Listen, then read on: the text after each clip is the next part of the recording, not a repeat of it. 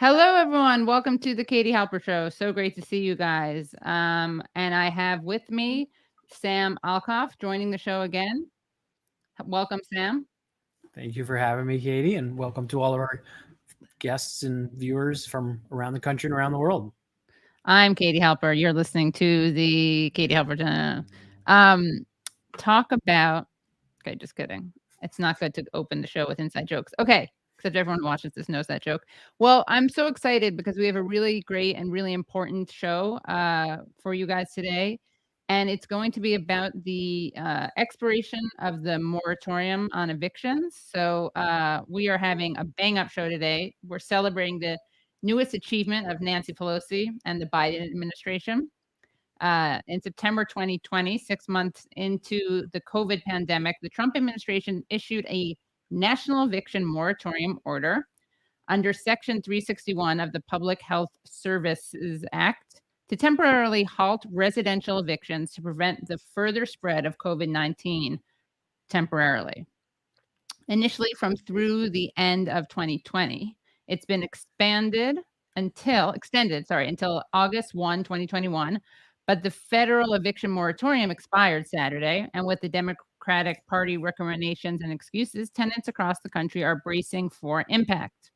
Speaker Nancy Pelosi exclaimed, "Really, we only learned about this yesterday. Not really enough time to socialize it within our caucus to build the consensus necessary." Outside Congress, in protest, Missouri Congresswoman Cori Bush slept overnight on the steps of the Capitol to push the Congress to extend the moratorium. Visited by supportive members of the squad, AOC, Ilhan Omar, Jamal Bowman, Ayanna Pressley, Congressman Jim McGovern, with Cori Bush calling the Democratic-controlled House's failure to roll call vote on Congresswoman Waters' extension a moral failure. So, to be clear, the Democratic Party controlled Congress didn't just fail to extend the moratorium on evictions, they went on August recess, meaning that the Democratic Party, led by Nancy Pelosi, failed to keep people in their homes and instead went home, where I'm sure Nancy is currently binging on chocolate ice cream. Tonight, we have more guests than a sweeps week episode of The Love Boat as we look at the policy and practice of what could be the biggest wave of evictions seen in this country since the Great Depression. And joining us first is Paul E. Williams, an economic graduate student at John Jay College and a fellow at the Jane Family Institute and a former housing policy bureaucrat. Welcome, Paul. Hello, everyone. Hi, thanks so much for joining. Welcome to the show. Welcome to the show. Also joining us, we have Samuel Stein. Samuel Stein is a researcher who writes about the politics of housing and urban planning, and he's the author of Capital City, Gentrification, and the Real Estate State. Bringing you in, Sam. Welcome. Hey, good to see you both. You too. And making her Katie Halper Show debut, as is Paul, to be fair, is Amy Cutlip, an independent data journalist and a housing rights advocate. And let's bring Amy in. Great. Okay, we're all here. And we're running a little behind, just so people know, in case you're in the green room and the backstage, we'll be doing your segment shortly, but not quite as shortly as we had planned. So we appreciate your patience. But let's see. I wanted to first ask you, Paul, if you could set up what just happened. I noticed a tweet that you had where you basically you tweeted, if I may quote, "Very silly to see White House push the moratorium to Congress. They have full authority to extend it despite their vague messaging. Supreme Court has not ruled against it. One Justice Kavanaugh simply threatened to rule against it. If it came back to him, fine, call his bluff. Obviously, the extension will not be getting past the filibuster in the Senate. An executive extension from the CDC is the only way this is happening, but the admin is trying to be coy and say our hands are tied when they aren't." So, can you reflect on what you were referring to there? Sure. So I think all of this action the past week boils down to the administration realizing that the Delta variant put some pressure on them to extend the moratorium. And so when they were considering, which, there's reporting from Jeff Stein at Washington Post that there was deliberation in the White House about whether or not they could extend the moratorium or not. Their question, what they were basing off of was the Supreme Court decision that was made at the end of June, where Justice Kavanaugh sided with the liberals in saying, I'm not going to throw out the eviction moratorium right now, but he wrote in his opinion, if this came back to me again, I would strike it down. So basically saying, don't extend it again, but I'm going to let it go till the end of July for now. And what it sounds like the issue was in the White House was not that they couldn't extend the moratorium if they wanted to. Like they have full authority to do whatever executive action that they want.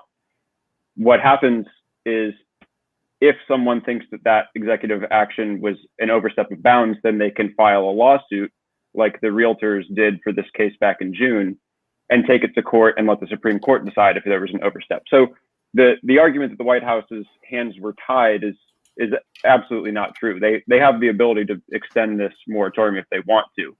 Their calculation seems to have been, well, if we do, we know that it's likely Kavanaugh will throw it out. We'll throw out the moratorium. And apparently they were worried that the Supreme Court would actually throw out all of their executive powers for public health orders. So CDC has all kinds of other powers, and they were basically afraid that all of that stuff would get thrown out if the eviction moratorium went back to court. Which, I mean, that obviously brings up the question of why are all of these public health powers on such flimsy legal ground, right? Like we're afraid to extend this thing that we think we're allowed to do because we think it might trash all of these other things that we know we need to be able to do. So it's dumb position. And so then they just kicked it to Congress, who they knew would have no ability to get it done. And then when Congress couldn't get it done, they wrote a letter to the nation's governors and said, you guys fix it, make your own moratoriums. So it was a big mess. A big mess, yes. Yeah. So can we go to Amy for a second? Amy Cutlip, you've written a bit about the moratorium. Are you hearing me okay? Yes, I can hear you. Okay. Can you talk about the origin of the eviction moratorium? I have to say, I don't think that there's been another federal eviction moratorium in my lifetime. And so it felt kind of unprecedented to me. Can you talk about where this came from in the context of the pandemic? It came down to states who were lifting their own local or state level moratoriums too early, and the premature lifting of those eviction bans that originally were put into place around March until June or July, they were leading to an excess number of cases that were studied by UCLA that found that those states who did have moratoriums, and not every state did, in fact, but those who had a couple months worth of eviction moratoriums in place, did see 10,000 excess deaths and double the number of cases in general. So the Trump administration ultimately decided to defer their authority onto the CDC because of their industry expertise in knowing that they had the power to wield over the entire country in saying that this is a public health crisis. And the only way to ensure that the Trump administration was mitigating the spread of COVID-19 as best as possible, then a national moratorium would have to be in place so that the millions of individuals who had lost their jobs due to economic downturn tied to COVID-19 would not be thrown out of their homes through no fault of their own, other than working in those sectors that were hit hardest by COVID-19 and were left with no money, no opportunities to pay their rent arrears. They were collecting outstanding debt. And because the economy was not recovering around September of 2020, the CDC did impose that federal level moratorium to protect as many tenants as possible to keep them sheltered in place. And Sam, can you talk, Samuel Stein, can you talk about the responses of the real estate and landlords?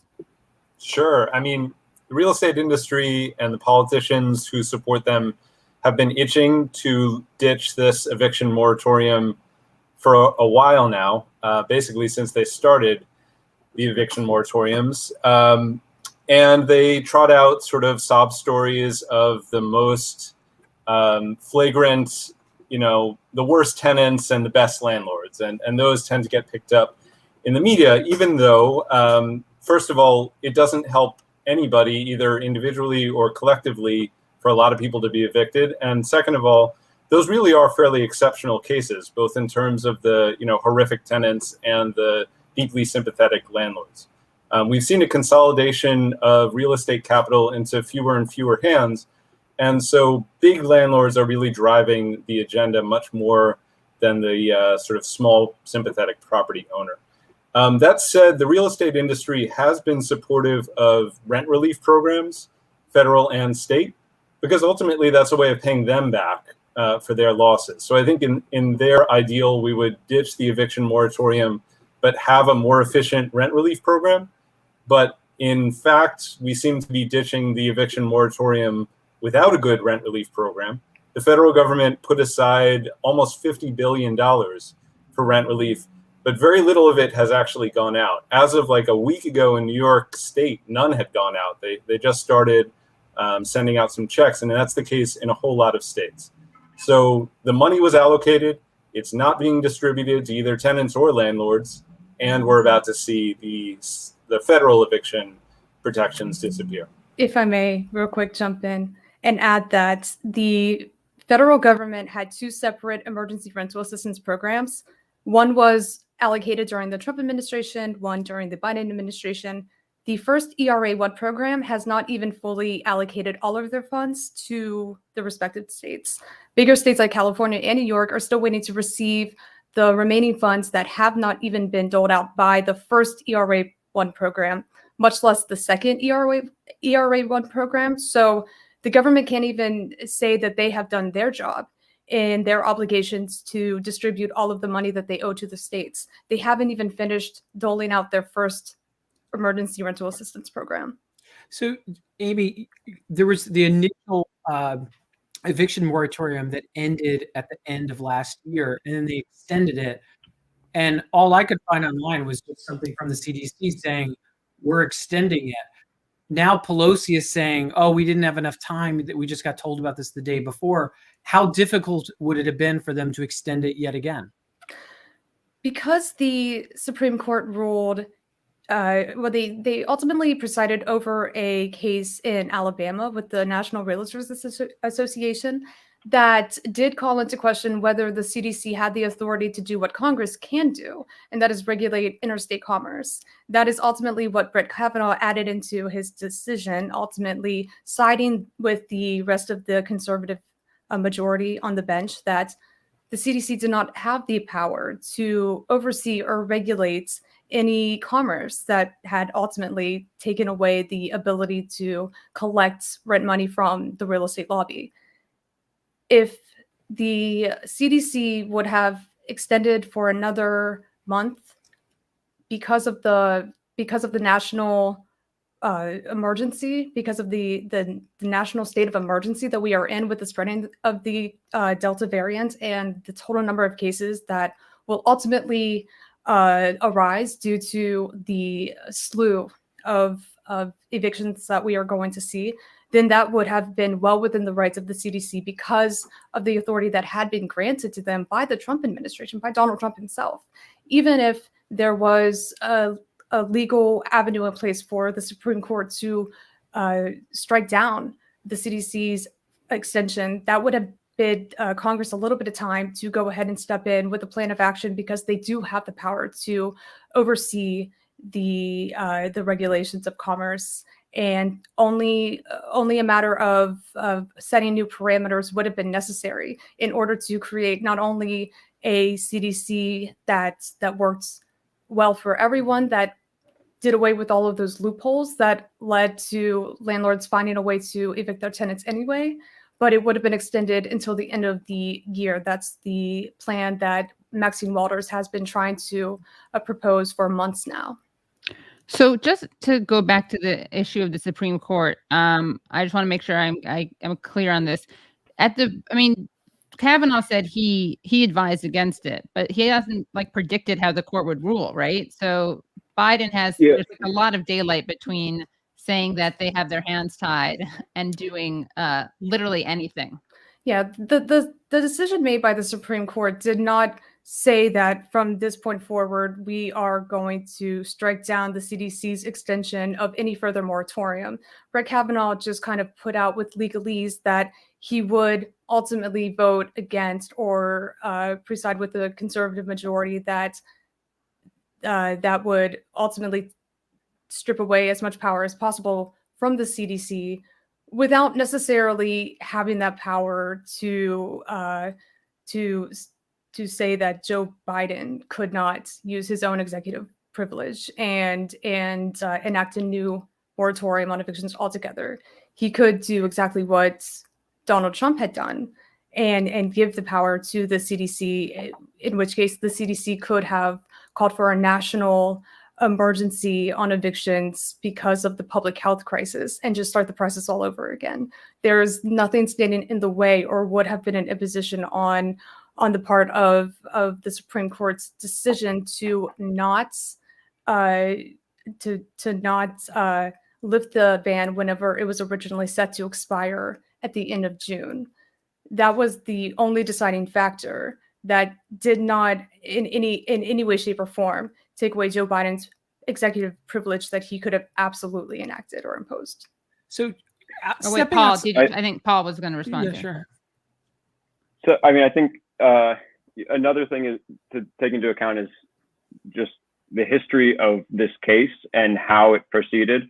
So just starting from the beginning, the realtors brought this case to the courts, to federal court this spring, and it finally made its way, challenging the authority of the CDC to do an eviction moratorium through executive authority, which is the way that it has been extended currently. And the CDC made their arguments in defense of the moratorium to the court on June 7th is when they filed them.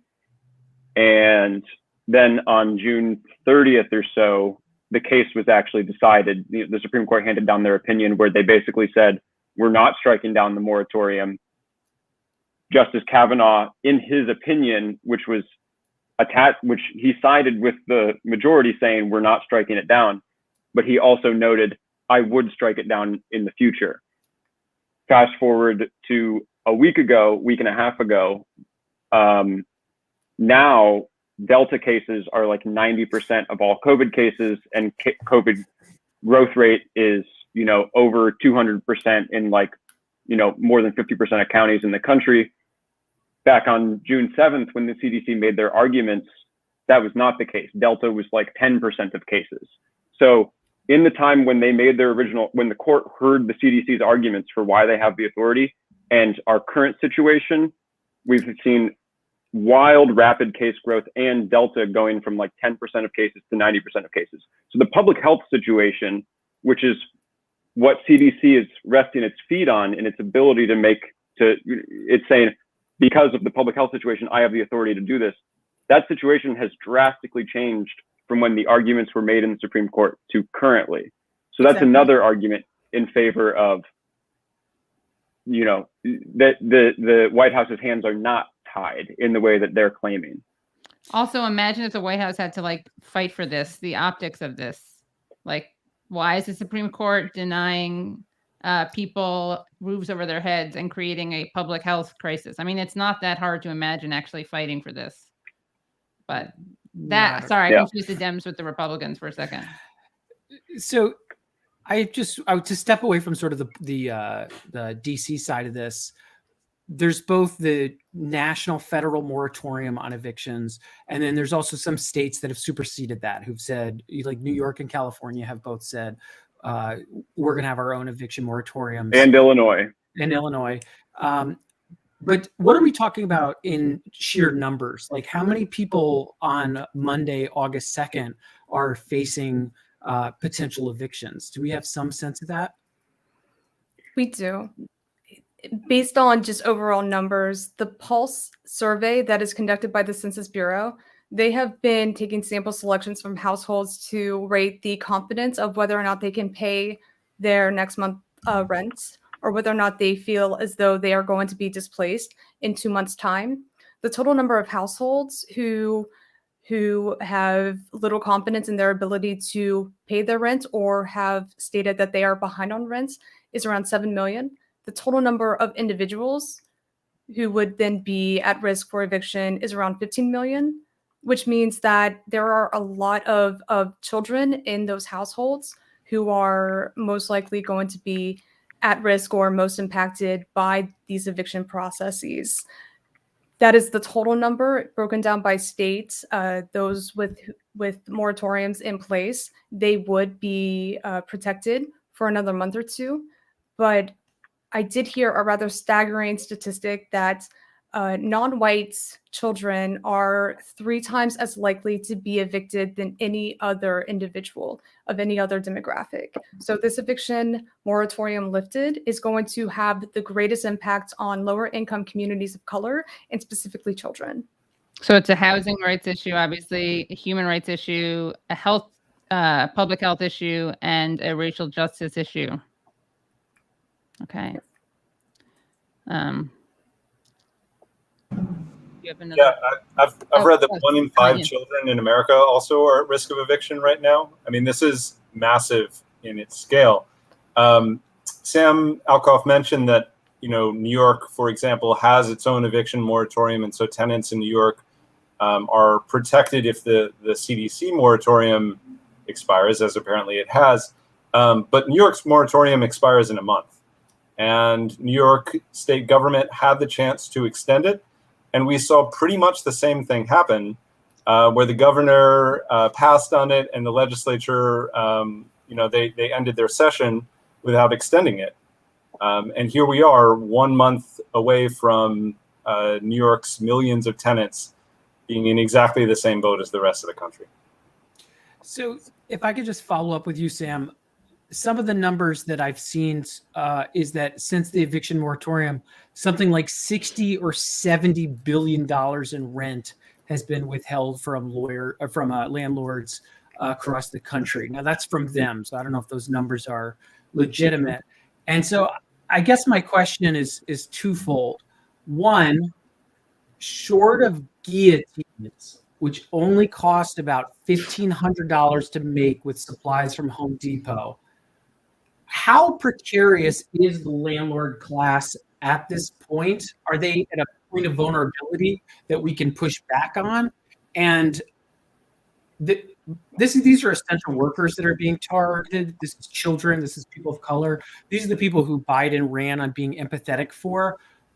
What is the political opportunity in this terrible crisis that people on the left and progressives should be looking forward to, short of DIY guillotines, where you can find the plans very easily on Google? I don't endorse that.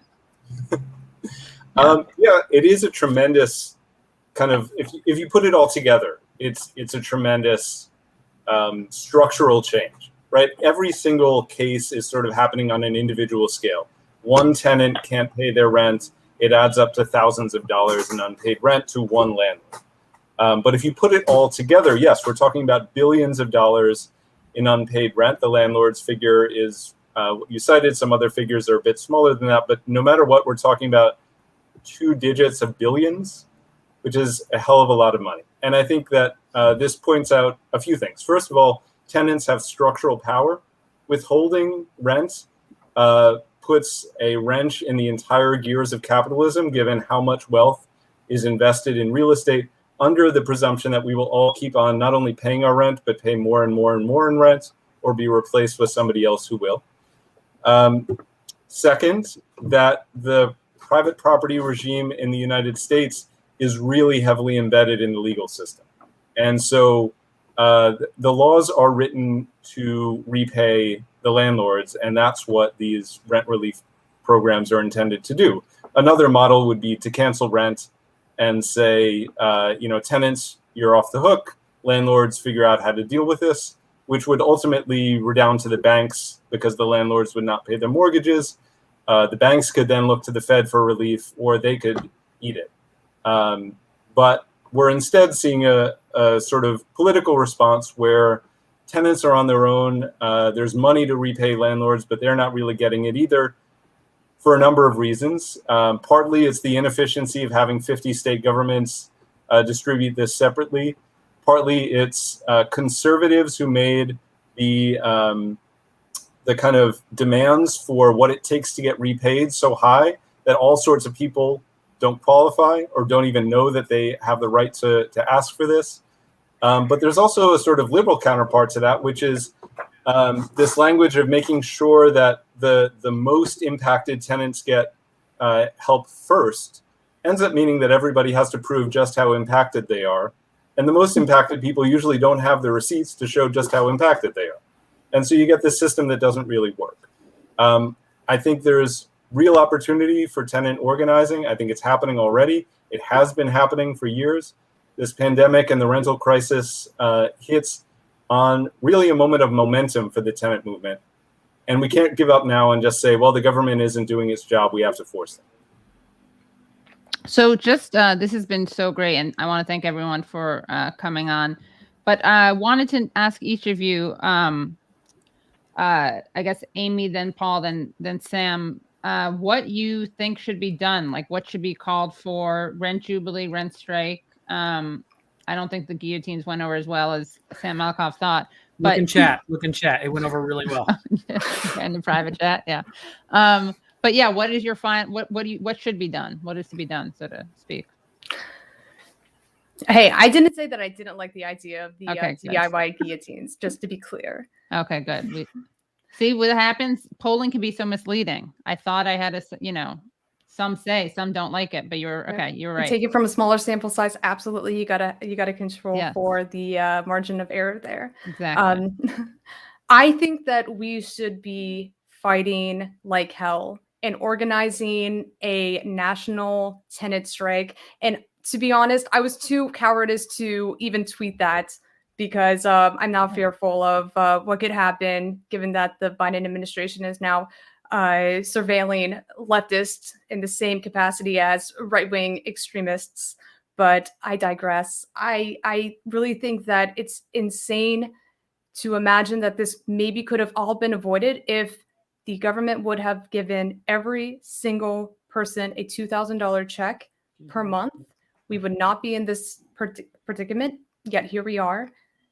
If we were to do anything right now, given that time is of the essence, we don't necessarily have the time to organize a national tenant strike.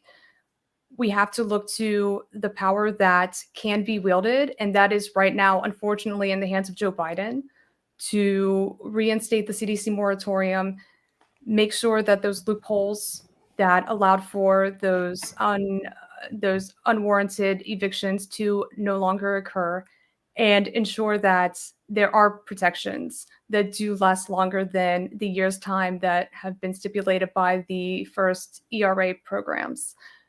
That would be my best prescription, in addition to continuing to look to a ground game and grassroots coalitions that are looking to protect tenants in the future. That ultimately, and if I may, I know I'm getting a little verbose here, but California is actually working really hard right now to extend their CLT program, their community land trust program, that will look to decommodify our current market in a way that will allow for non-traditional home buyers to buy into the market or move toward a shared equity program that would act as a counter to our current market precarities that are incredibly exclusionary, incredibly high priced. People are incredibly cost burdened. And that can be done through local organizing at your city council to begin that process of demanding that the government give a better share of funding and more political power to those who have been historically marginalized, oppressed, and completely excluded from even the prospect of homeownership. Paul, thank you, Amy. And I'll join that call for what was it? A tenant strike? Yes. All right. Well, there's safety in numbers, so you just got another person. All right. So Joe Biden can't come after both of us at the same time. Take too much manpower. Thank you. Too much surveillance manpower. Yeah. I think, I mean, these evictions, these people who have rent debt right now, somewhere between 10 and 15 million people, those evictions are going to proceed unless the CDC extends their order. Like, there's not something that we can do to stop them besides eviction moratoria and the money going out, because the programs, the emergency rental assistance programs, are basically like a fire hose going around. It has very low throughput, which is bad, and these, we can blame it on the states because they are all disorganized and there's not a national program to do it. But that's what they're doing right now, is it's extinguishing rental debts. The more money that goes through that program, the more rental debts are going to be extinguished, and those people are going to be protected. But without the eviction moratorium, there's going to be all these people slipping through the cracks, and those people are going to slip through the cracks unless the moratorium is extended at the national level. So that's that. But I mean, long-term, big picture, I think that what we need is municipal and state governments to become developers and build massive amounts of publicly owned social housing. That's how we're going to get out of this mess long term. And Sam? Yeah, I agree with all of it. I think we need an everything at once kind of strategy. We do need to be pushing for the CDC, for the Biden administration to force the CDC to take national action. We also need to be pushing for state level eviction moratorium. We need to be fighting for that rent relief to go out, and we need to be organizing for much bigger things, whether that's rent strikes in the immediate term or the kind of long-term social housing vision that Paul is talking about. And these two things can go together. Like, we could see a lot of landlords not get repaid the way that they need to be and go out of business. The people who take over could be the Blackstones of the world, the private equity firms, or the state can intervene and we can do social housing conversions and public ownership. These are two viable models, and one is much better for all of us than the other one. Sam, just before you go, can you just say very quickly what the Blackstone is doing? Yeah, so Blackstone is the world's largest private landlord. They are a private equity firm that takes huge amounts of debt and buys up housing, among other things. And after the 2008 financial crisis, they bought up tremendous amounts of the housing stock all over the country. They and many other similar kinds of firms have raised money that they are ready to use when the opportunity presents to buy again. Most likely that'll be larger scale rental housing as opposed to just single family homes like it was in the foreclosure crisis. So that's Capital's plan. We need another plan and the power to win it. Yeah. Okay. I second that. Well, this was great. Any final questions, points, Alcoff, anyone else? No, but I think when Sam said that he supported everything that he heard so far. Here, I heard support for guillotines. I believe Sam Alcoff once pitched the New York State Legislature on a bill called death penalty for landlords. So this is not a new proposal from Sam. Oh, wow. Nothing better happened to any landlords anytime soon. What you have to do is you have to expand the Overton window. So what you do is you have a legislation that you propose that is the death penalty for landlords, and then you meet them in the middle, which is not the death penalty, and public housing for all and socialized housing. I like it. Mal was right, I think. Maybe. Yeah. All right. Well, thank you guys so much. Really, thank you so much for all your time. People watching, don't go anywhere because we have another great panel, and this was amazing. And yeah, Sam, Paul, Amy, thank you so much. And we'll put all their social media. Yeah, we'll put all your social media in the YouTube description. Yes, because people want to hear more from you. And articles stuff too. Yes. And Twitch streams in the case of Amy. Thank you. Appreciate that. Okay. Sure. Thanks so much. Hasta luego. All righty, that was great. Okay. People were very excited by that. Seriously, look at the numbers. We got a lot of viewers. People are thirsty for this because because the Democrats are so great that people are really looking for streams that validate how great they are. I think that must be what it is. Should we just keep going? Yeah, Just keep I'm moving totally through, right? So that was our that was a wonky, nerdy segment. There's some overlap, though, don't worry. We're shifting into another segment that is I'm calling it From Coast to Coast. Katie Halper Show call to action segment. I just made that up. And why do I say that? Well, we're going to have 4 really great guests coming in. First, we're going to have our New York contingent. So, and then we're going to have some Cali and Washington State representation. So, because representation is important. So, first we have Bronx native Met Council on Housing Director Ava Farkas. Hello, Ava. Hi. Welcome to the show.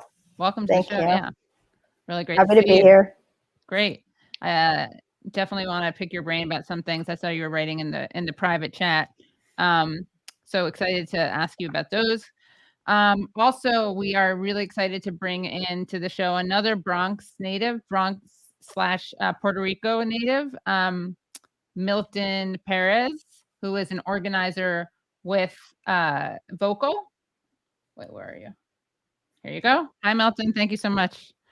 And Milton's been a leader in pushing certain things to happen in New York City, and we'll get into them. And he's been a leader in the shelter system movement.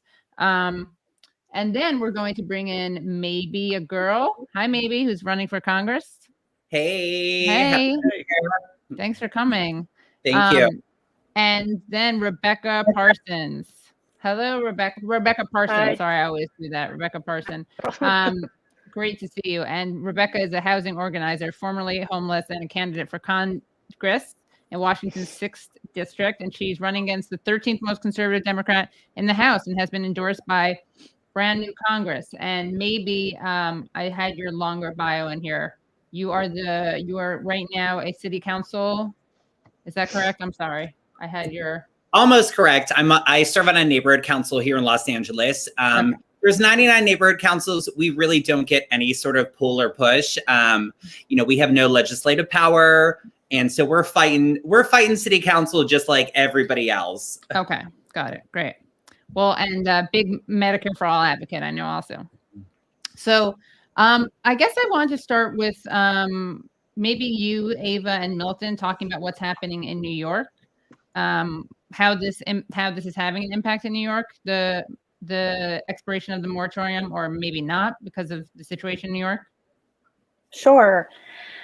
So like the previous panel explained, New York is one of the handful of states that has its own eviction moratorium, but the eviction moratorium in New York State is also going to expire at the end of August. And the legislature is not in session right now, and they would have to reconvene to pass an extension of the eviction moratorium. And while this is happening, we have a pot of emergency rental relief that over 100,000 people have applied for, but the money has yet to go out, and the sort of application process is rife with problems. From like accessibility in terms of like non-English speaking tenants being able to access the application. There's not good like translated materials. The website crashes all the time, and people are not, it's not clear if people's applications have gone through. And then there's some roommate situations that are more complicated, like rental situations that are really not being included in the program. So even though there's 1.3 million households in New York State that we know are behind on rent, only 10% have applied for this program and for this funding. So unless the program like ramps up and fixes all the problems like immediately, and this is on Governor Cuomo to do, it's his administration that's rolling out this program and is in charge of administering it. Unless he like immediately fixes these problems and the money starts going out and it becomes a much more accessible program, there's going to be a horrible wave of evictions happening at the end of August. So we're really, really concerned about that. Yeah, and on an emotional level, people are scared, basically. Even though I'm in a shelter, and my neighbors in a shelter, we have family outside, and people are just afraid, they're going to lose their homes. and especially now during the Delta surge. And in the past, people, if when these things happen, people move in with other family members or into the shelter system. And this is not the place to be at the moment because of Delta surge. So people are afraid of what's been going on. And New York is considered the standard as far as social services throughout the nation, and you see how messed up it is. So imagine what's going on outside of New York. So, Milton, I have to ask, where I work in the city is right down the street from one of the major shelters. And every day that I go into work, there's an older woman who's sleeping in a lawn chair on the sidewalk a block away from the shelter. And her story is like a lot of people's stories. People don't want to go into the shelters in New York because of how bad they are, how rough they are. You've been inside that system. For people who've never been there, who don't know what that's like, could you give people a sketch of what is it like for unhoused people and people who are housing insecure, what it's like in the shelter system in New York City? Well, all the horror stories are true as far as the violence and those type of things. But those are things we speak to people outside the shelter. When we speak amongst ourselves, we speak to how we're being treated by staff. You're lied to and lied about on a constant basis. So the people that I've known that were in the shelter and were maintaining in some ways and wound up back outside, it's mainly because how they're treated. It's dehumanizing to be in the shelter a lot of times. You have a staff that are dealing with a broken system themselves. I don't excuse it, but a lot of turnover as far as staff, a lot of burnt out staff. That to protect the emotional selves. They tune out. So you have people that are the most vulnerable that get no help. It's me. I'm not the face of homelessness in New York. It's mostly families and children.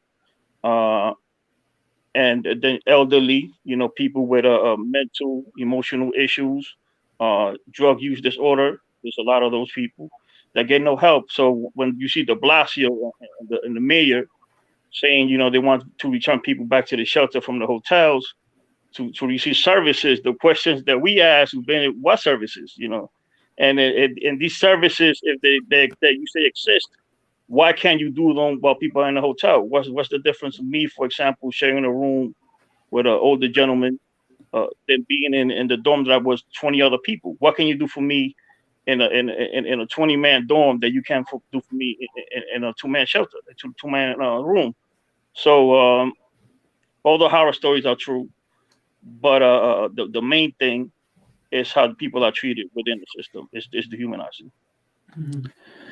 And Ava, do you have any stories to share? And then I'm going to ask the other guests, but about evictions that are happening to people or to families or individuals that you think people watching should know about? Yeah, I mean, luckily, because of the eviction moratoriums that the tenant movement has collectively fought for, there have been only like a handful of evictions during the pandemic. I think there's been a total of 9 official evictions that went through the housing court system as compared to 15,000 from the previous year. But what we know is going to happen, what we've seen happen with some of our members, is landlords are going to try to just scare people, intimidate people into self-evicting and not going through the court system. So one of our members, Adilsa Fernandez, who actually has gotten a lot of media attention because of their situation, Chuck Schumer told their story on the floor of the Senate. They live in a small apartment building, so it's not rent stabilized, which is a whole system of protections that tenants have in New York City. But smaller buildings or houses don't have that for renters. That's something else we're fighting for. But they were basically protected. They lost their job. Their income was severely reduced during the pandemic. The landlord started an eviction case, but couldn't proceed with it because of the eviction moratoriums. But the minute that it lapsed back in May, which was the last time it was extended, the landlord went and physically threatened Adilsa. And we had an emergency rally to give Adilsa support and push back on the landlord. But the landlord knew that they couldn't really take them through the legal routes to evict them. So they were trying to use like just intimidation tactics. And that's going to happen immediately as soon as like these eviction moratoriums lift. Is landlords are just going to try to force people and intimidate people into leaving. And we're always telling people, don't leave, you have rights. You know, they have to evict you through the court system. It has to be done by a marshal. Don't listen to your landlord. But, you know, that's easy to say. It's harder when you're in a situation where you really feel scared or, it's your home. It's scary to lose your home. It's scary for your home to be an unsafe place. How many evictions did you say there were last year? Only 9. No, and the year before? Oh, 15,000. That is crazy. That is really crazy to think of saying 15,000 people, families, children, like getting kicked out of their homes down to 9. Sorry. Yep. Yeah. I mean, we're ultimately trying to fight to end all evictions. Like evictions are harmful no matter when they happen. I mean, especially during COVID, we know that they lead to higher rates of contracting COVID and death. But like at any time, eviction is just horrible. It's horrible for families, for children to go through it. It's horrible to be uprooted. It's horrible to be unstable. So it has so many other impacts all the time, and it should be something that is stopped or minimized. And that's what the tenant movement is really trying to fight for. So wanted to bring in our other guests, and then we'll return to Ava and Milton with more questions. But can you tell us maybe about what just happened in California, the law that was just passed? Yeah, absolutely. So it's so tragic. It's so awful. It's so cruel. It's so inhumane. But just this past week, the LA City Council passed an amendment to a municipal ordinance that essentially outlaws homelessness. What it has done is it has made it illegal for people to sit, lie, or sleep within 500 feet of a park, of a school, of a freeway ramp, of several other public places, within 500 feet of a homelessness shelter, ironically, within 10 feet of a driveway, an entrance, an exit, a loading dock, and punishable by citation, removal, and arrest. And so essentially, this has outlawed homelessness in Los Angeles, which, as many of you may know, LA is one of the epicenters of homelessness. On any given day in LA County, there are more than 60,000 people that are unhoused. In LA City itself, there are more than 40,000 people unhoused on any given night. Where are these people supposed to go? If you do not have the money to afford housing, first of all, how do you have the money to afford a citation and removal and arrest? But where are these people supposed to go? It is the most inhumane, cruel approach to homelessness that I've seen in the city of Los Angeles as of yet. And Rebecca, anything equally infuriating happening in Washington, where you are, Washington State? Well, it's been interesting hearing about rent control in New York. I think it's wonderful you guys have it because here it's outlawed at the state level, and has been for a while thanks to the landlord and realtor lobby. So that's something that we're working on. And speaking of the camping bans, Tacoma City Council, Tacoma's where I live, they proposed a camping ban. And the person who proposed it said that he was doing it because that was the only way to get people to accept services. So again, this paternalistic idea that people just don't want services. They don't want to be helped, so you have to force them to be helped by threatening to send them to jail. And a group that I'm part of, Tacoma Housing Now, we've done occupations of empty buildings, brought a lot of attention to homelessness in Tacoma. We threatened some actions if they went through with this. And a coalition of other groups also raised their objections, and we were able to get it tabled. And they tried to bring it again, and we threatened direct action again, and then they tabled it again. So it's just kind of an ongoing thing. But it's really just emblematic of governments across federal, state, local, across the entire country failing. Tacoma City Council in 2016 declared a state of emergency on homelessness, and since they declared that state of emergency, it's only gotten worse. So all of these measures criminalizing homelessness instead of actually doing something to solve it. That sit, stand, lie ban that maybe was talking about. We've had something like that in another town in my district, Aberdeen, which has a population of 16,000 people, and 1,000 of them are homeless. And they have a sit-stand, or they had at one point a sit-stand lie ban, and basically it just means you just can't exist in the town if you're homeless, because you have nowhere else to go. You can't sit, stand, or lie. So they just want you to go into the alleyways where you can be ignored and forgotten. This is basically how our society addresses homelessness. You can't help but compare and contrast, Rebecca, what you're talking about with the direct action and what Maybe's talking about, where the Democratic Party brings you these sort of anti-human, anti-homeless legislation. We'll get back to that in just a second, maybe. But Rebecca, you have been unhoused before. Can you talk about what those experiences are like for people who haven't been there? Yeah, so this past winter, I was part of a group that occupied in a middle school that had been empty for 12 years, and then also a hotel to get people in a hotel for Christmas, because every winter we have people die of exposure. That second one, the hotel occupation, got a lot of right-wing attention. Andy No tweeted about us. We had people showing up armed with flags and threatening people.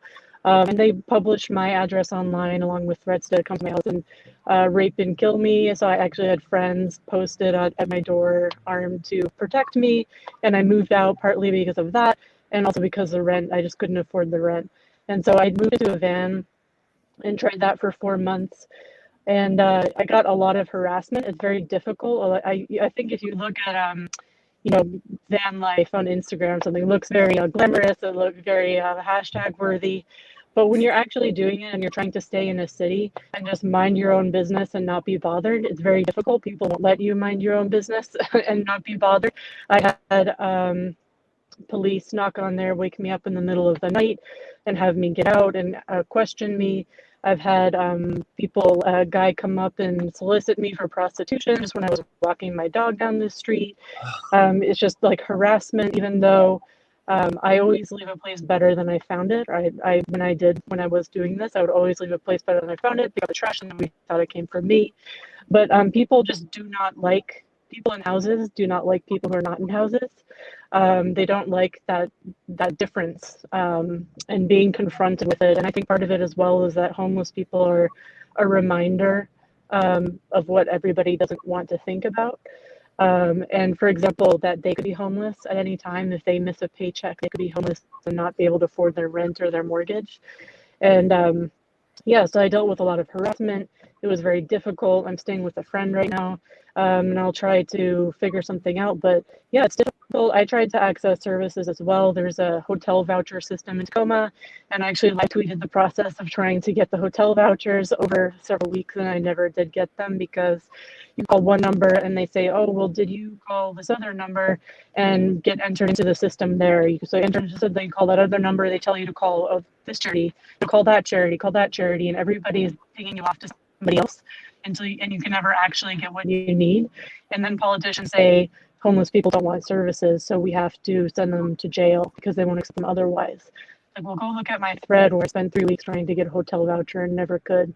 And they wouldn't even tell me if you after all this trouble, whether it even was available and for how long and what conditions. So it's very difficult. And there are people who aren't in my position who have a harder time, especially families with children. So one town in my district, Aberdeen, there's a women's shelter and a men's shelter. There's not a family shelter.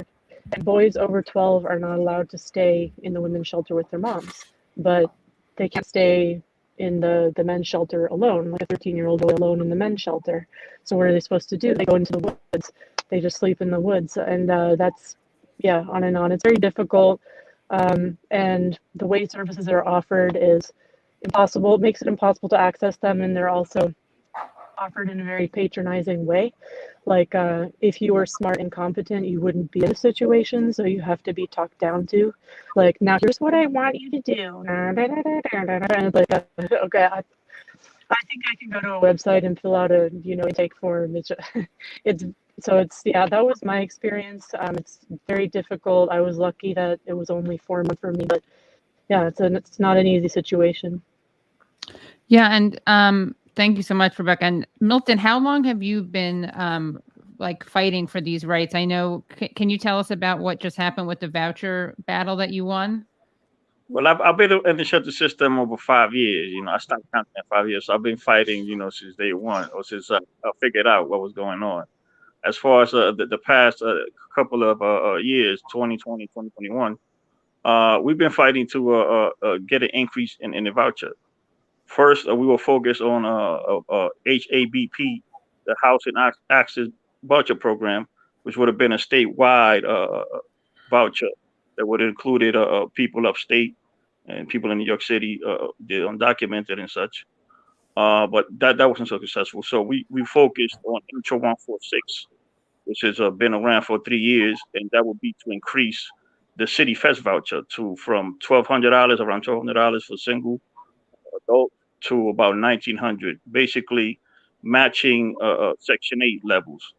And basically, it's just people that have been impacted by homelessness and all these policies, going against, the status quo. Whatever de Blasio and Cuomo has been saying, in our opinion, is not the way to go. The policy as of now is the right to shelter, building more shelters, more warehouses.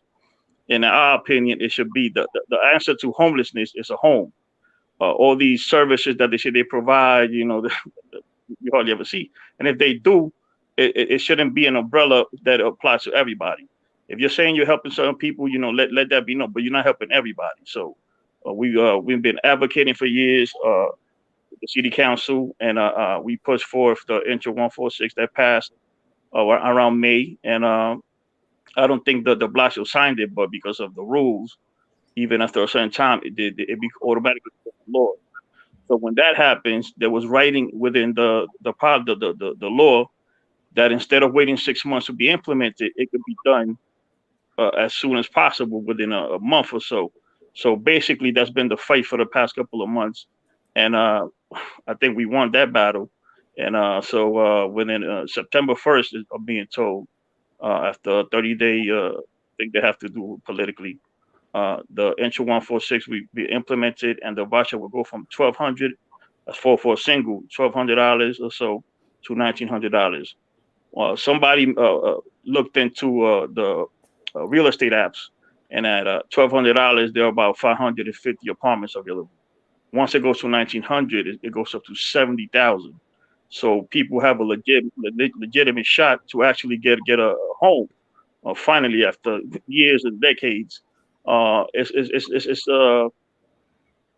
it's surprising to me. I gave up a long time ago. I'm fighting on fumes myself, but it happened, and hopefully it'll be implemented, and as many people as possible will be able to take advantage of this particular situation. Yeah, I just want to piggyback. I just want to say, Milton, congratulations on all the work you and other leaders at Vocal have done to pass that. I think it's amazing, but that's another reason why we can't let the New York State eviction moratorium expire, is because if people lose their homes, they may not get these vouchers or this increased voucher in enough time to cover that gap.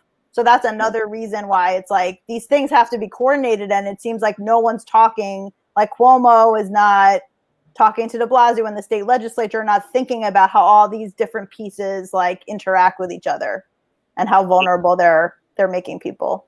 De Blasio and Cuomo need to grow up. Whatever issues that they may have, it affects thousands and hundreds of thousands of people that are suffering, especially during this pandemic, that people actually have died and are suffering on untold levels. So de Blasio, Cuomo, this particular subject, what I'm saying, take your personal issues to the side, or political issues, and let's get all these agencies, whether city and statewide, to put a dent into the homeless in New York, and maybe show and prove how things could be done. It's just I'm not a political person, so I don't understand these games they play with people's lives for no reason. Intro 146 is 3 years in the making. I wasn't involved at first, but I've seen the agreements that were made that everybody believed 3 years ago there was a good thing. How come it took this long? If this would have happened a year ago, imagine the situation we would be in now. But like you said, the moratorium, being ended, putting all these people, in dire straits, it's unconscionable. And a shout out to the people, in California and Washington, it's just like, I can't even imagine the things I go through. But everybody needs to do better. It's at the end of the day. There's people that are suffering, and you have the power to end some of that suffering. So I think we should talk about some of those. Everybody needs to do better. I mean, I know the two things I'm going to take away from this conversation is that with a flick of a pen, it went from 15,000 evictions in New York to 9, not 9,000, just 9 evictions. And then hear about 13-year-old boys in the woods that Rebecca's talking about. I mean, like, the effect and the trauma this has on people's lives is just cannot be overstated. So maybe I have to ask, everywhere else, like in the flyover, California is this super liberal, quasi-socialist utopia, and you have these anti-human, anti-homeless laws. Who's responsible for this? Who has blood on their hands? You know what? That's a great question. And, I will say, as somebody that lives in California, I've lived here for almost 10 years now. A lot of people think that California is this progressive haven. And let me tell you that a lot of the people that live here are progressives, but the people who are in elected office are not progressives. We have a mass majority of Democrats in the California Assembly, our state legislature. But for instance, there has been this movement for, even just Medicare for all, for a single payer system here in California, and it didn't pass. And the fact that it didn't pass in an overwhelming legislature that is Democratic, it speaks to the larger system.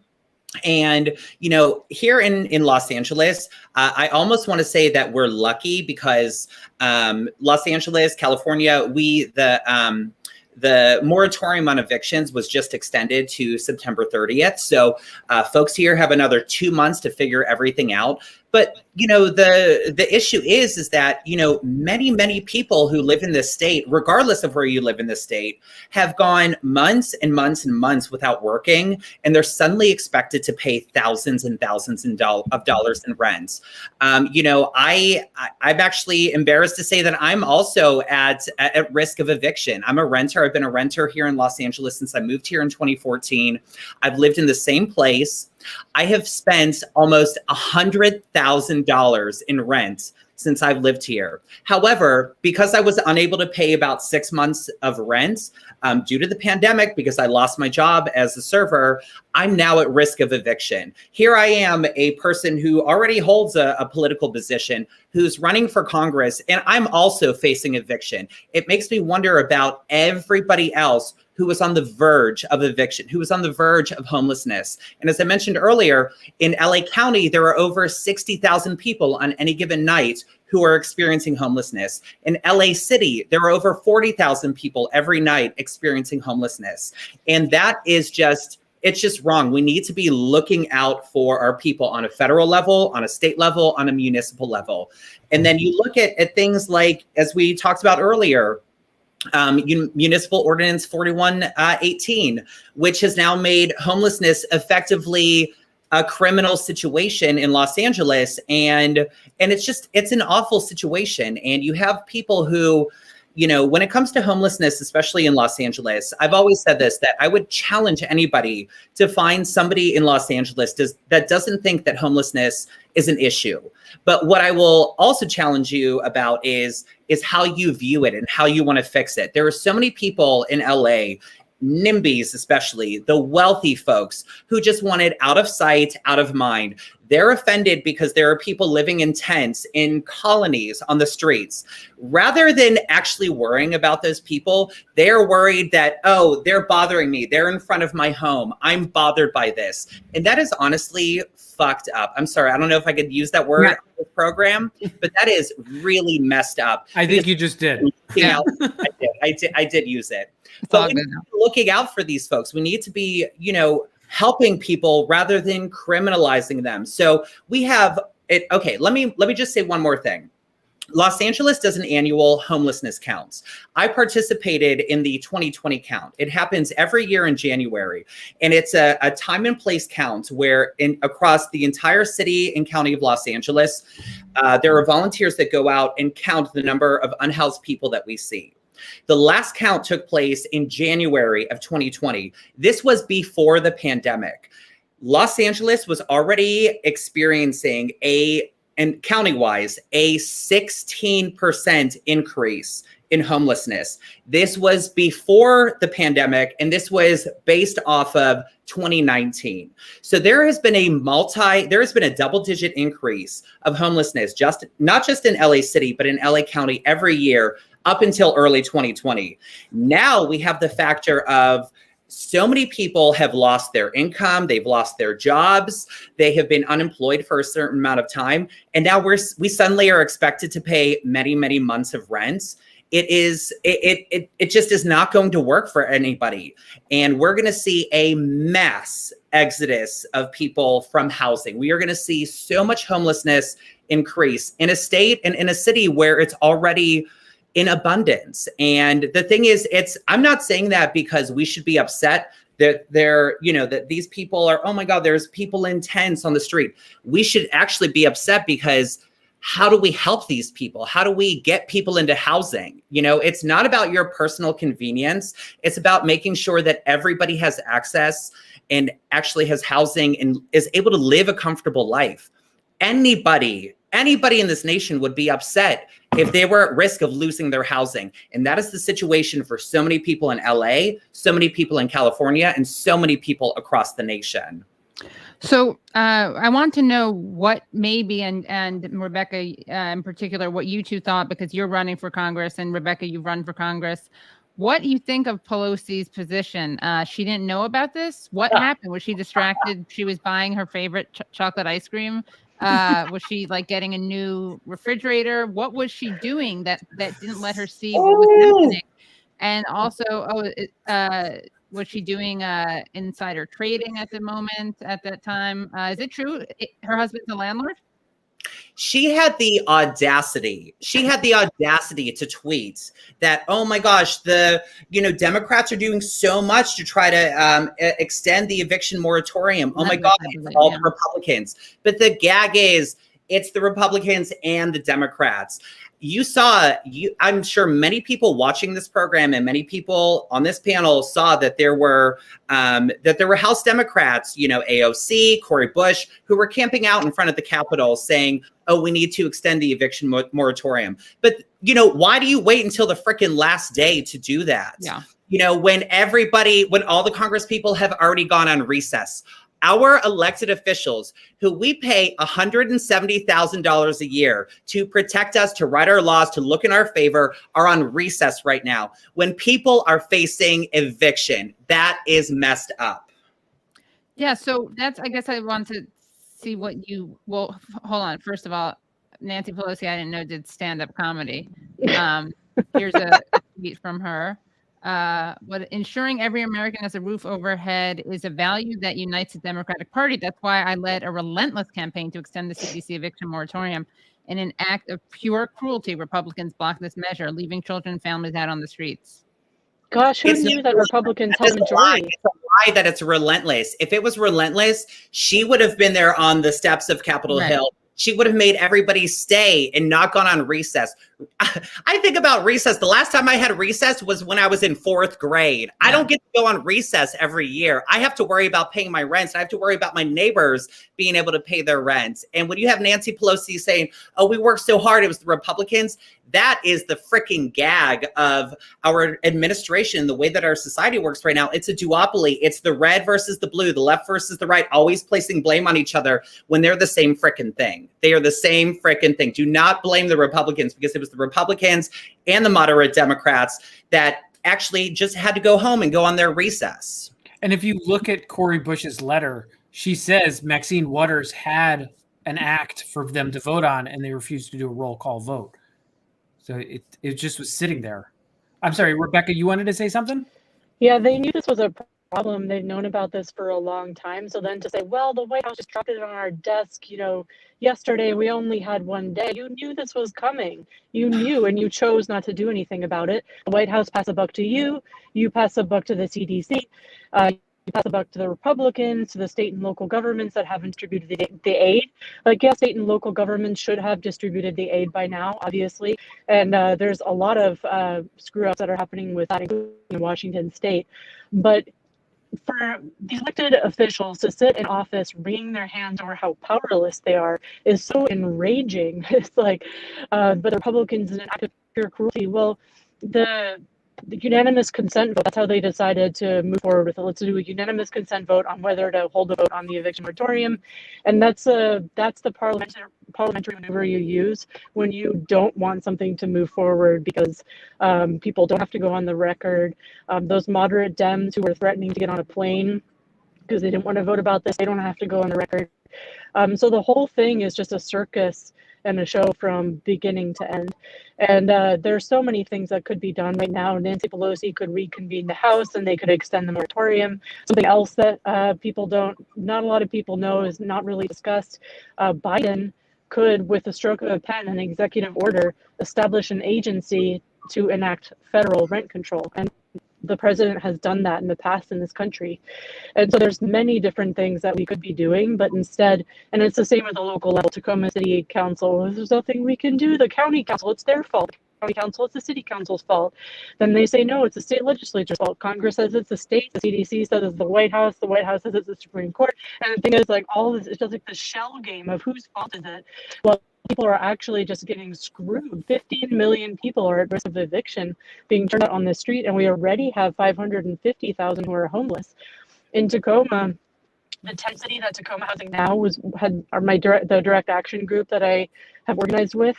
The tent city is literally on top of the site of a Hooverville from the Great Depression in Tacoma.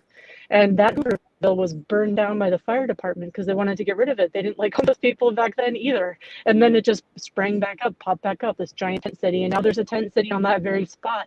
And when they dig in the ground, they turn up stuff like they found a 1930s glass Lysol bottle, like literally on that spot.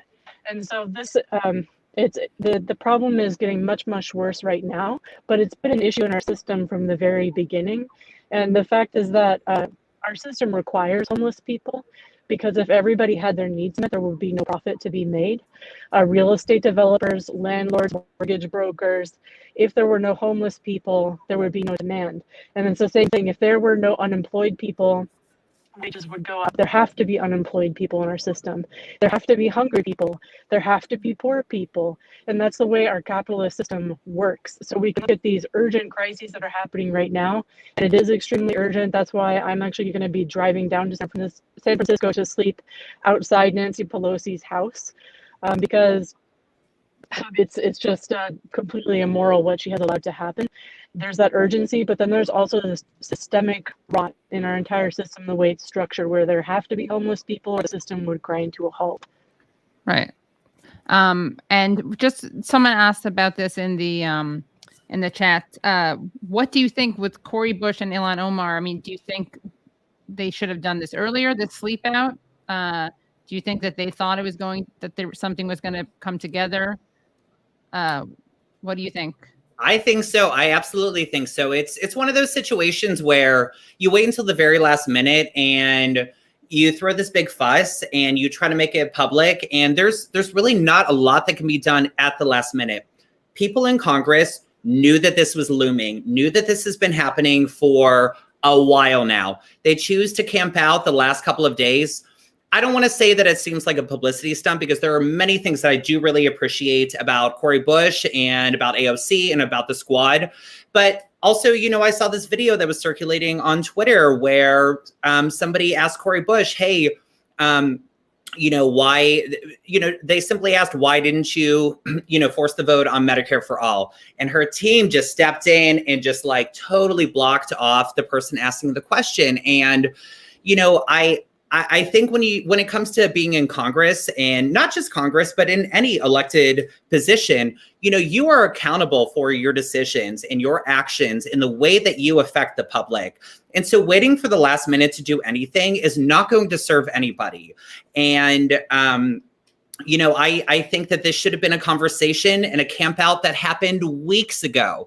They should have started this camp out 6 weeks ago. Cori Bush, AOC, every elected official who cares about the eviction moratorium should have been sleeping out in front of the Capitol in a tent up until last night, not just starting last night or a couple of days ago.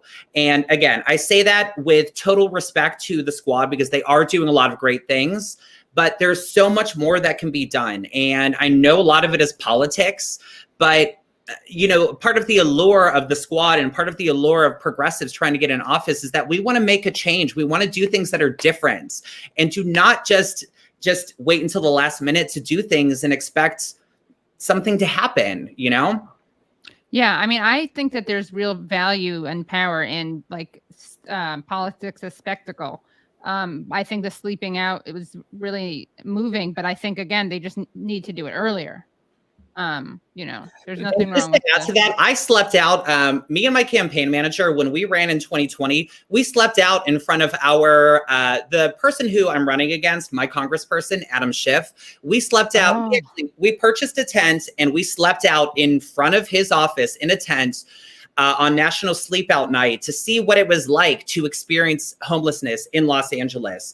We pitched a tent on the sidewalk. I cannot tell you how much we were hassled by passersby, by security, by everybody who just wanted us to not exist. And there we were, just trying to sleep in a tent.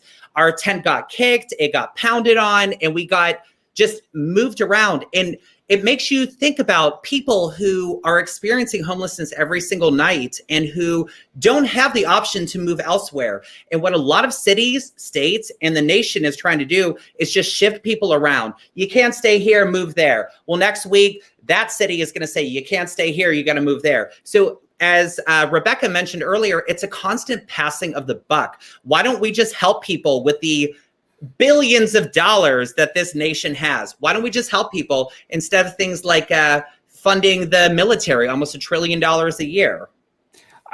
I think what you're saying is pretty right on. Maybe I would note somebody in chat pointed out, Lalee said the squad mobilized immediately after Nancy Pelosi failed to do her job. And I do think that there is some truth to that. And then Bradley also pointed out when the airlines were on strike a couple of years ago, Congress didn't do anything until it affected their recess plans. Then they literally acted on it in minutes, basically writing the bill on a napkin and passing it. Now, it seems like we lost Ava for a second. Maybe she's there, but she's hiding. But one of the things that Ava said earlier is if they're coming to evict you in New York City, do not leave. So for people who are in the trenches, who are nervous right now, tomorrow is August 2nd. They don't know if they're going to get evicted. If they're in New York City, what should they be doing? And if they're across the country, what should people be doing if they're facing imminent eviction? In New York City, anybody who's been who's behind on rent should apply to the Emergency Rental Assistance Program. It's called ERAP. I could put the link in the chat, but if you just Google that, it's on the New York State OTDA website. That's the agency that's administering it, and it's an online application. It can pay up to 12 months of rent going back, and then up to 3 months of rent going forward if you still are having current problems paying rent or you're rent burdened, meaning you pay more than 30% of your income in rent. So everybody should be applying to that program, because that program, the application, while it's pending, also gives you additional eviction protection. So it's really important to apply, even if you're not sure you qualify, because that's going to give you additional eviction protections. So that's what I would say would be my first suggestion. And I think get involved in your neighborhood group. You can also call our organization, the Met Council on Housing. We have a hotline. We talk to tenants throughout the week, 4 days a week, and we can also like tell you about a neighborhood organization if you want to get involved and you want to know that you're not alone in like facing the challenges of eviction or intimidation from your landlord. So many other New Yorkers are going to be going through the same thing. So it's really important that people don't have to deal with this by themselves. And Milton, Rebecca, maybe do you have any other advice that, Yeah, for I would love resources? to add to that. I think that, yeah, absolutely. There are still landlords who are trying to evict people despite the moratorium eviction. I mentioned earlier that here in California, the eviction moratorium has been extended to September 30th. I received a notice on my apartment yesterday telling me that I'm such and such overdue for rent and that I have a 15-day notice, despite the fact that there is a statewide eviction moratorium until September 30th. If that notice comes to a door of a person who is not aware of politics, is not aware of moratoriums or even what a moratorium is, then they're gonna look at this notice and they're gonna say, wow, I'm fucked. And you know what? They might self-evict. And the thing is, we have until September 30th. This state, not as, luckier than many other states. And so the thing is, we have to, people can't always self-advocate. We expect people to self-advocate, but people don't always have the information. And they go off of the information that is given to them. So if your landlord gives you a notice that says you have 15 days to pay $10,000 of rent or get out, you're probably going to pay attention to that. And that's a huge problem. That is a huge problem. And it's going to result in mass evictions. It's going to result in a massive double-digit increase in homelessness. And these are not people who are trying to like swindle their landlords. These are not people that are trying to get out of it. These are people who just in the past year and a half have not had the opportunities to work as much as they typically have. And, if you have the resources, pay it. But if you don't, I don't think that means you deserve to be out on the streets. And that's really the position that a lot of our states and that our federal government just yesterday said that everybody is in a position of. Yeah. I think we should have some kind of hashtag, seriously, like for people to document. I mean, I know not everyone's on social media, but Milton, you were telling me about a hashtag that people were using, shelter. What was it? The hotels to housing. We don't want housing. Yeah. Right now, we're fighting against de Blasio. He wants to send people back to congregate shelters. Like I mentioned before, I come from a 20-man dorm, and the question that hasn't been answered, that I've been asking for the people that went back, which they have, are they supposed to sleep with masks on? Because the dorm that I came from looks like the subway, and every time I get on the subway, they ask you to put a mask on, or you can get a ticket. So the hotel that I'm in now is actually half empty. So, and it's been paid for at least for the rest of the week. So we're in the richest country, the richest cities, richest states in the history of the world. We can do better. The funding is available. In New York City, they spend about anywhere from $4,000 to $8,000 per month per client or family. We could do better with that funding. Where's the money going? Again, shout out to the people in California and Washington. I can't imagine what you guys are going through, but we could definitely do better. And people have to hit the streets. It's worked in the past, and we got to continue to fight. Yeah. I think we need something seriously, because people need to know when they're having their rights violated. Like, we need to raise some awareness about this, because as everyone's been saying, you don't know what your rights are. People have no idea. And when you hear you're being evicted, like, I can't follow all that stuff. And I've known Ava for a while. I'm trying to follow what Met Council is doing. And I'm privileged that I have a phone with data on it. A lot of people in the shelters don't have internet. It's another initiative we did is Wi-Fi for the homeless. Because a lot of times I got to get information and share it, person to person. A lot of people don't know what's going on. And usually the most impacted, the most vulnerable don't know what's going on. Right.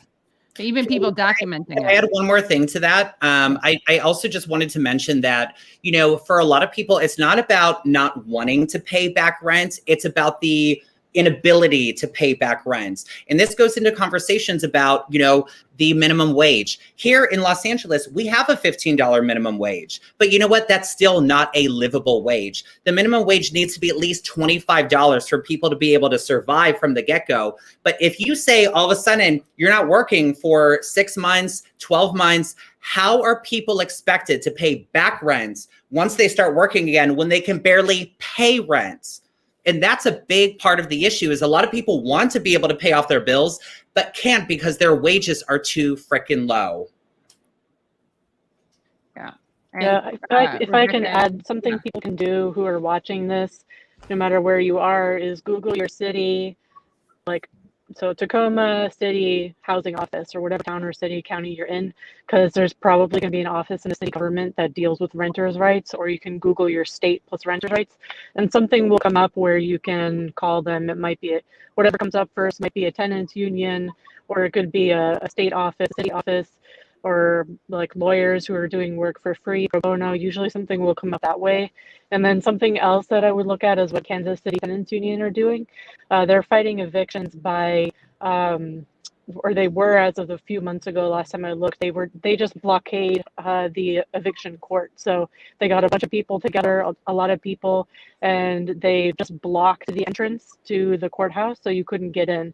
So that way, instead of fighting, like eviction by eviction can be important organizing to do. And I've done that for a friend of mine where her landlord was kicking her out in the middle of the pandemic. But if you can just shut down eviction court, then you can stop all the evictions that were scheduled that day. They'll at least be postponed. And they were doing it by Zoom bombing and then also by physically being there and stopping the doors from being open to the court. So check out what KC Tenants are doing because it's great work. Great. Well, thank you guys so much. Really appreciate it. And come back on the show. Thanks for having me. We will put all of your socials on YouTube. Is there something you want to say, Milton, or are you just waving goodbye? Okay. We want to thank you all. Yeah. Thank you you so much. Bye. Yeah. I'm waving goodbye to housing for so many people. Sorry? I said I'm waving goodbye to housing for so many people. Oh, yeah. Oh. I saw somebody in chat put hashtag Bidenvilles. So maybe we'll go with that. Yeah. But I mean something like when people are getting illegally evicted or something. But like I saw this last thing. It's like 30 seconds. Brad put this in the chat. Hold on. Hold on. Now Rebecca's gone. We could talk trash about her. No, I'm just kidding. Here it is.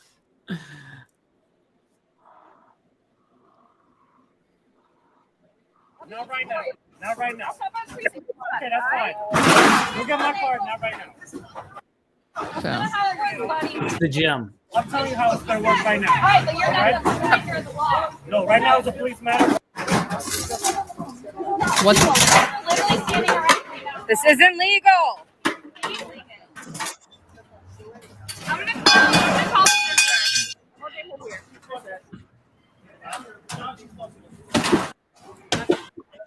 So now you're gonna. Hey, let's get a few more units here. I'm requesting more units for what? Nobody's doing anything but just standing here and watching you. 4395. Yeah, my phone number is 4395. 4395, dude. I'm taking this action right now. Maybe later. Get this on. He will not get me his I got it. My card, all right? Not right now. Not right now. Okay, that's fine. Look at my card. Not right now. That's not how it works, buddy. I'll tell you how it's going to work right now. All right, but you're not the maker of the law. No, right now it's a police matter. anyway. So just to cycle back to Maybe's fourth grade recess comment, that was the gym. It's spelled GYM. And that was their protest about a week and a half ago outside of a storefront in Bushwick. They got attacked by the NYPD, and you can find their response online if you look up the mutual aid group, the gym, GYM. Great. Okay, well, thank you guys so much. Really, this is great. and definitely come back Pandemic on. is not over. I just want to say that the pandemic is not over. All this is going on during a pandemic. Yeah, it's not over, and there's a new thing starting, right? I mean, Yeah, the justice first. Yeah, pandemic is not over. yeah. So we'll have to have you guys back on again, multiple times. When we win. Yeah. Celebration. Well, until then, too, to spread the raise awareness and. Thank you. Nice to be on with you guys, Milton and Maybe. Nice to meet you. Thank you, everyone. It was such a pleasure. Love chatting about these things. Yeah. Sorry if I got a little too passionate, but you know what? These are important issues, you know? Yeah. You might be Maybe, but you're definitely not too passionate. You're great. Thank you. Take it easy. Bye. Bye, everyone. Bye. Oops. You say it so quickly. You say hasta luego. Sorry, it just whips through. Yeah. So I thought that was an excellent show. Yeah, it really was. As a final note, can I just say, I saw that they're freaking out about Kamala. Poll numbers are in the floor.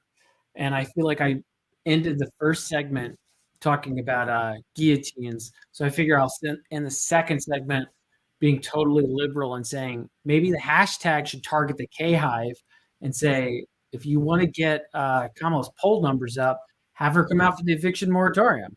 Oh yeah, it's true. Yeah. That would be interesting to see her come out on the right side of history. Wait, did you make it to 50,000? Oh my God. Did we?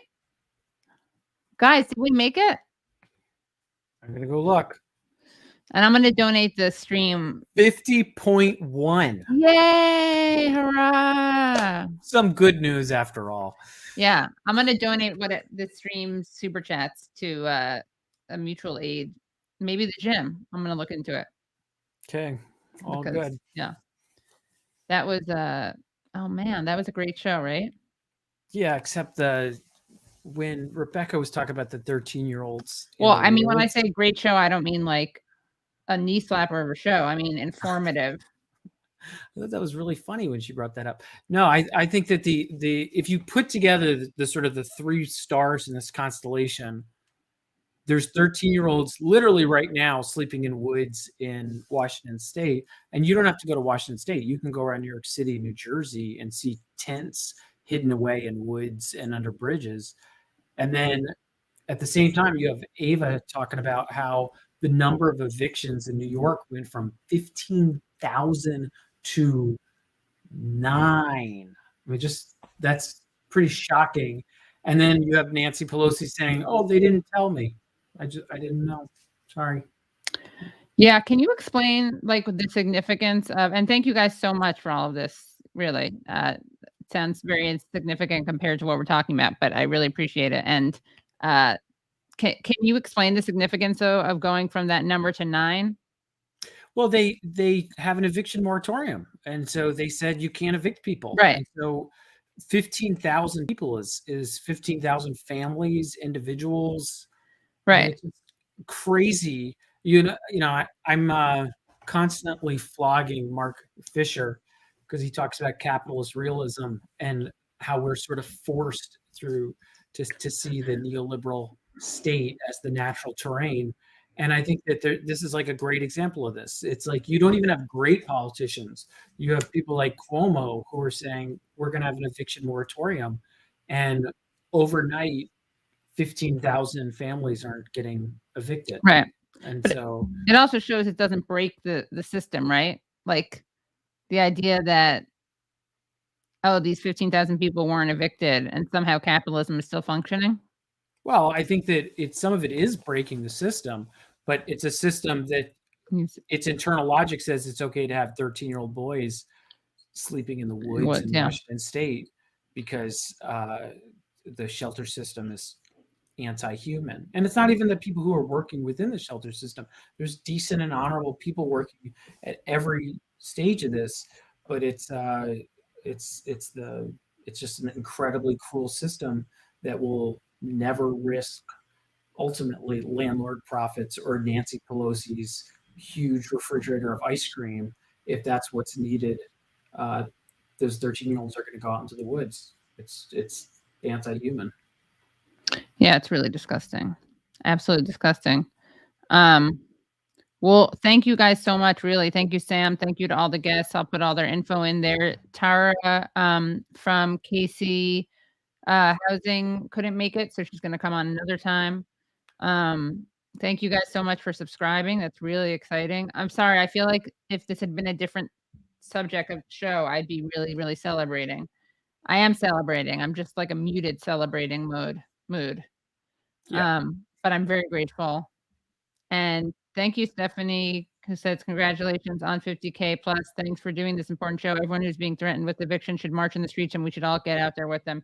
Yeah, and like this variant is scary, and so we got to be masked, right? Mass protests, masked mass protests, masked protests. Yeah, but.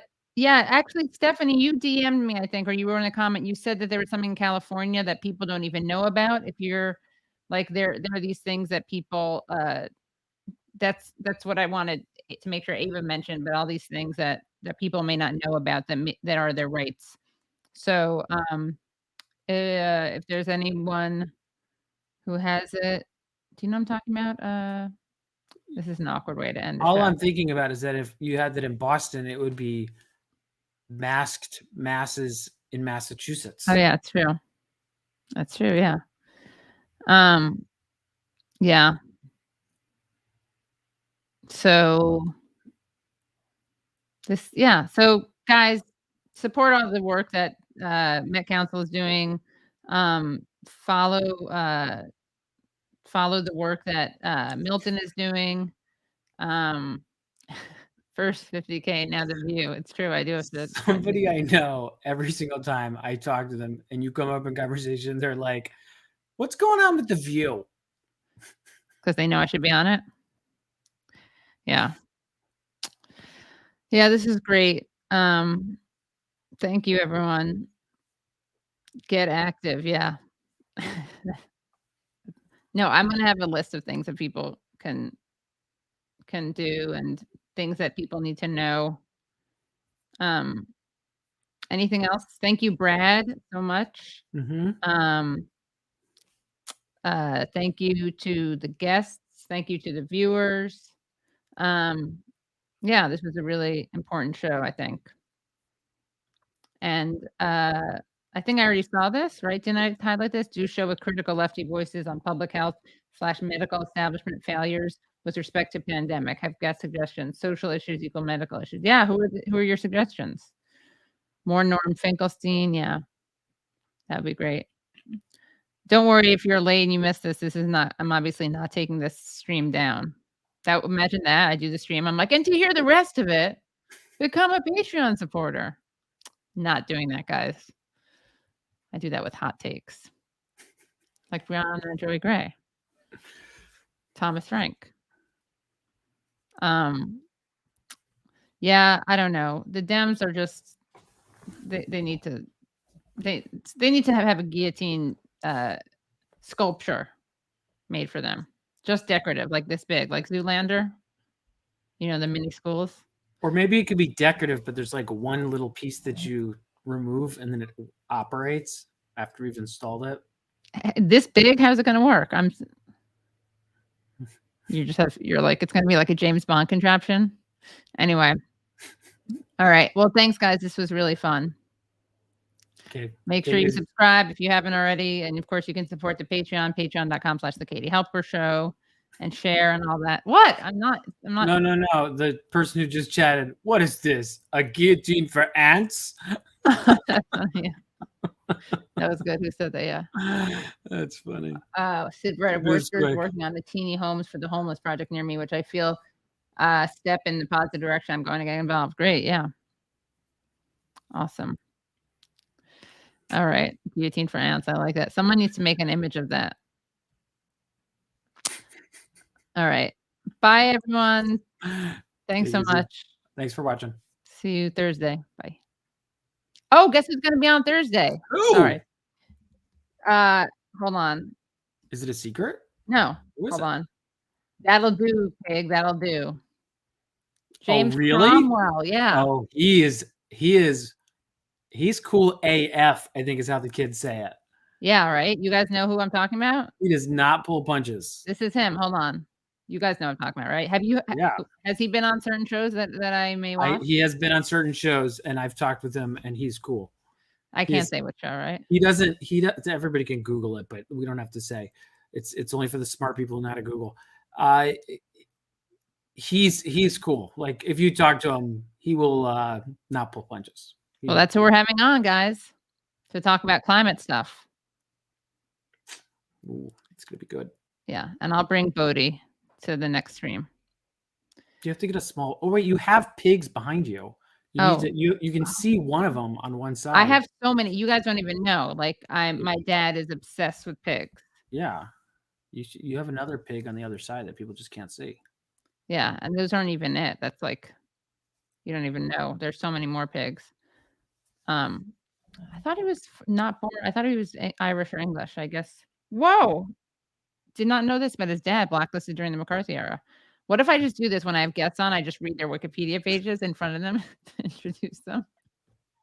Be like, I had no idea, sir. That would be actually fun. People have to edit their, like people have to go over their own Wikipedia pages in real time. Be like, false, false, true, true. We should do a segment on who's in control of editing Wikipedia. Yeah, we should. Well, Max Blumenthal knows a lot about that. Yeah, because Wikipedia, there was a period of time where it was kind of like this whole grassroots thing. And then there was a period of time where it kind of professionalized a little bit and there's like a serious community of people who are editing it. And now there's a period of time where I don't know who's in there, but there's some interesting edits going down. Oh, really? Yeah. I mean, I think it's the kind of stuff that Max is probably talking about. There's people who are on the board who are, I think it's the board. Is it like editors for ants? That doesn't make sense. I was trying to do a callback. Like ant size editors. Yeah, I don't know. All right. We'll workshop that. Yeah. Not part of the Tight 5. Not part of the what? Tight 5. Right. No, yeah. And thanks, Brooke Hines, for congratulating me on the 50K. Yeah. All righty. Okay.